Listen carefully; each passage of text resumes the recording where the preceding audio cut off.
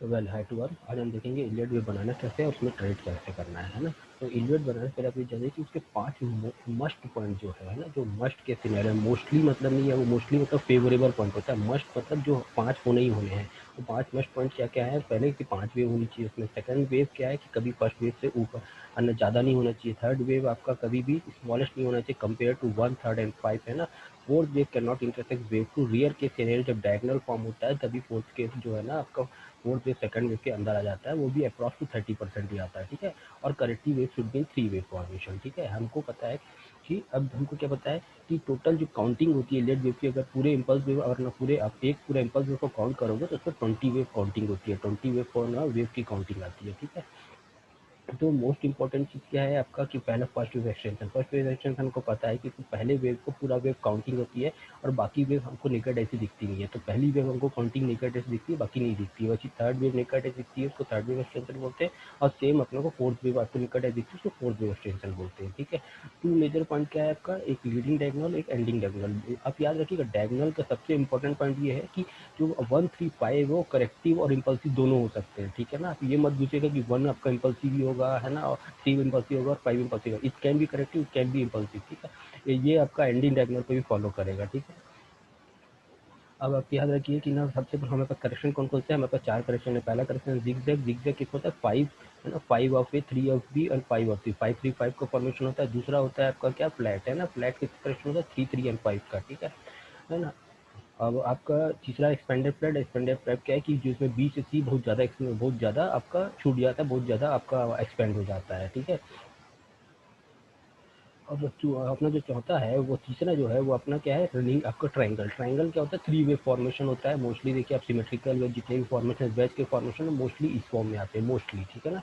अब ये सारे वेज के फॉर्मेशन, इसमें एक बस एक्सपेंडेड वेज होता है, ठीक, याद रखिएगा। जिसमें ये सिमेट्रिकल वेज में सब में जो आपका ए फॉर्मेशन होता है वो सबसे बड़ा होता है इसमें, और इसमें एक्सपेंड आपका क्या बोलते हैं, एक्सपेंडिंग वेज में ए से बी जो है आपका वही सबसे छोटा होता है, ठीक है। 0 से ए से बी सबसे छोटा होता है, ठीक है। अब जो चौथा सबसे इंपॉर्टेंट है वो डबल थ्री। डबल थ्री क्या है? कोऑर्डिनेशन ऑफ दो आप correction like flat and zigzag with 3 wave correction like A B and C, है ना। तो मतलब ये फ्लैट को हमने एक्स वाई से और किसी दूसरे करेक्शन से ज्वाइन किया हुआ है, बस इतना ही है ना।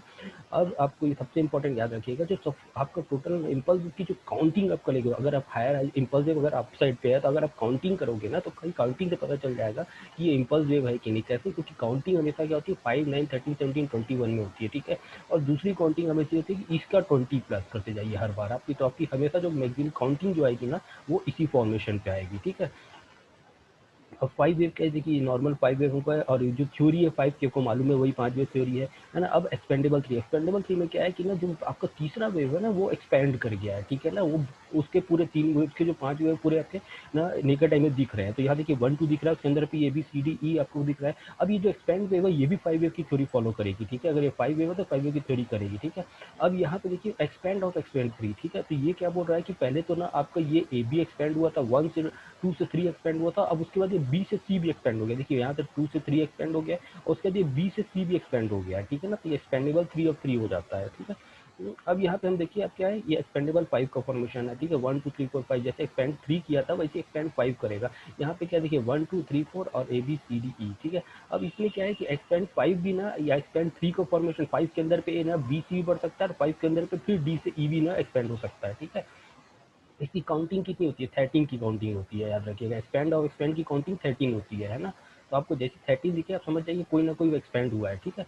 अब देखिए 5 की पहले 5 को नॉर्मल काउंटिंग है, एक्सपेंडेबल की में हमको इतनी काउंटिंग हुई, 13 की काउंटिंग मिली ना। चाहे कोई भी एक्सपेंड हो, है ना, एक्सपेंड ऑफ एक्सपेंड जो है वो 13 काउंटिंग देगा, ठीक है। जब आपको पूरा इम्पल्स वेव काउंट करोगे ना, आप सारे इम्पल्स वेव काउंट करोगे तो वो आपको देता है 17 की काउंटिंग। हमेशा याद रखिएगा वो 17 की काउंटिंग आती है।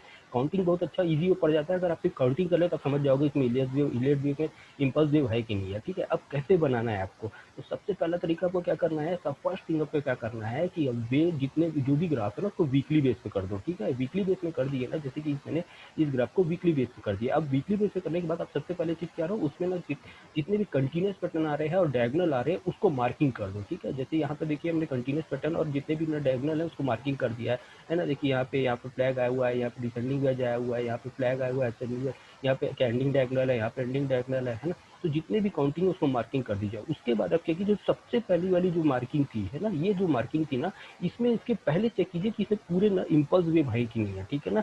तो ये सबसे पहली वाली जो मार्किंग है ना, उसको इम्पल्स वेव की, इसके फायदा क्या होता है कि अगर है ना इसमें पूरे इम्पल्स वेव है तो क्या होगा, ये आपका 0 बन जाएगा और ये 1 2 बन जाएगा, ठीक है। अगर इसमें इम्पल्स वेव नहीं है तो इसका मतलब क्या है कि ये आपको 1 तो नहीं बनेगा, फिर ये 0 बन जाएगा और नेक्स्ट आपका अपसाइड हो जाएगा, ठीक है ना, नेक्स्ट आपका इम्पल्स वेव हो जाएगा। तो फॉर फाइंडिंग 0 ना आपको इम्पल्स वेव पहले वाले उसकी ना पता करना रहता है। उसका पता करने का सबसे सिंपलेस्ट फॉर्म यही होता है, 0 अगर आपको पता चल गया, आपका एंटायर ग्राफ पता चल जाएगा। तो मैंने क्या किया, पहले उसका जो पहला करेक्ट जो ना पहला हमने कंटिन्यूस पैटर्न निकाला था, उसमें इम्पल्स वेव चेक कर दिया तो मेरे को इम्पल्स वेव पूरे मिल गए है ना, 11 12 13। उसके बाद ये क्या हुआ, एक्सपेंडेबल 5 के फॉर्मेशन में पूरे के पूरे मिल गए। तो मेरे को ये पता चल गया कि मेरे को जीरो फाइंड हो गया।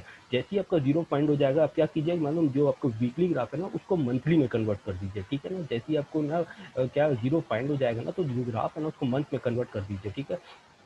मंथ पे जैसे ही कन्वर्ट करेंगे ना, तो आप क्या कीजिए, आपको 11 12 तो पहला वाला मिल गया, आपको ये पता चल गया कि ये 0 है। तो अब उसके बाद जितने भी मेजर करेक्शन है ना, उसको काउंटिंग करके उसको ना क्या बोलते हैं, चेक करके देखिए क्या इलेड की थ्योरी फॉलो कर रहा है। तो मैंने यहाँ पे काउंटिंग किया तो मेरे को क्या दिखा, एक्सपेंडेबल 3 और 3 का दिखा फॉर्मेशन। जैसे ये 11 2 है, उसके अंदर का वेव है ए बी है ना, ये उसके अंदर पे फिर एक्सपेंड कर रहा है पी क्यू आर एस करके, फिर ये सी डी उसका क्या है, जो इसका क्लोजिंग हुआ है ना, आर एस इसका पी क्यू का क्लोजिंग आर एस हुआ, ए बी का क्लोजिंग सी डी हुआ। तो अभी मेरे को पता चल गया कि मार्केट है ना ये डी पे वर्क कर रहा है। तो आप लास्ट जो काउंटिंग है वहां तक का इसमें क्या कीजिए, मंथ में कीजिए।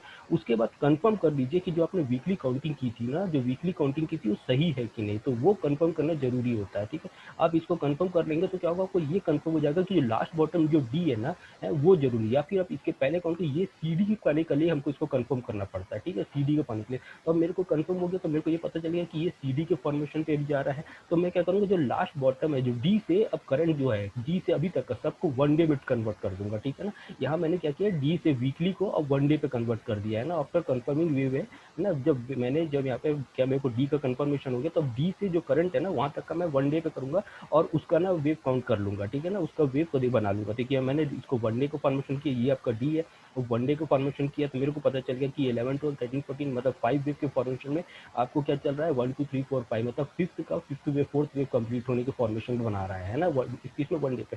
अब जैसे आपको ये पता चल जाएगा, आपको क्या कीजिए 1 आवर पे कंप्लीट कर दीजिए, ठीक है ना। वीक का जैसे आपको डे का पता चल गया ना, उसको आवर्ली पे कन्वर्ट कर दीजिए।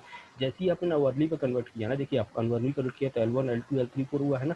अब आपको ये बोल रहा है कि ये L4 है, लेकिन अब यहाँ पे दो कंडीशन है, L4 दो कंडीशन बन सकता है, एक्स वाई जेड है ना।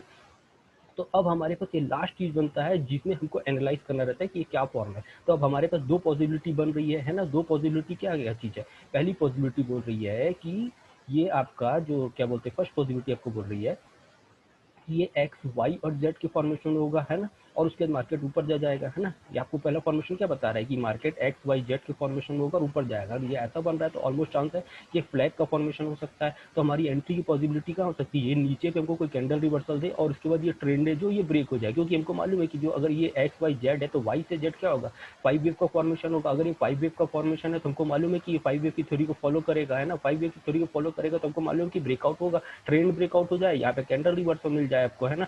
तो आपको क्या होगा, यहीं पे पता चल जाएगा कि ये एक्स वाई जेड है ना। पहला चीज तो ये हमको पता चला। दूसरा पॉसिबिलिटी क्या है, दूसरी पॉसिबिलिटी ये है कि ये ना क्या बोलते हैं, जो करंट ये L4 था, ये अब कंफर्म हो गया L4 है। अब मार्केट क्या हो रहा है, लास्ट वेव का फिफ्थ वेव को फॉर्मेशन कर रहा है। तो अगर लास्ट वेव का फिफ्थ वेव फॉर्मेशन कर रहा है तो हमको क्या दिख रहा है, ये लीडिंग डायगोनल दिख रहा है। तो अब क्या होगा, ये 11 बनेगा, थोड़ा सा मार्केट नीचे गिरेगा और फिर ऊपर चले जाएगा, ठीक है। अगर ऐसी पॉसिबिलिटी कर रहा है तो मार्केट क्या बना रहा है, ध्यान से देखिए, ऐसी पॉसिबिलिटी कर रहा है तो मार्केट बना रहा है क्या, सिमेट्रिकल वेज है ना। तो सिमेट्रिकल वेज में हमको एंट्री कहाँ मिलेगी, अगर ये ब्रेकआउट होता है इसके बाद आप एंट्री कर दीजिए उठा के, तो आपको दोनों तरीके में आपको एंट्री मिल जाएगी। आपको एंट्री क्या करना है, दोनों को कंफर्मेशन में, ठीक है। Thank you, have a nice day. इसके बाद हम पढ़ेंगे क्या चीज़, जो जितने भी इसके करेक्शन है वो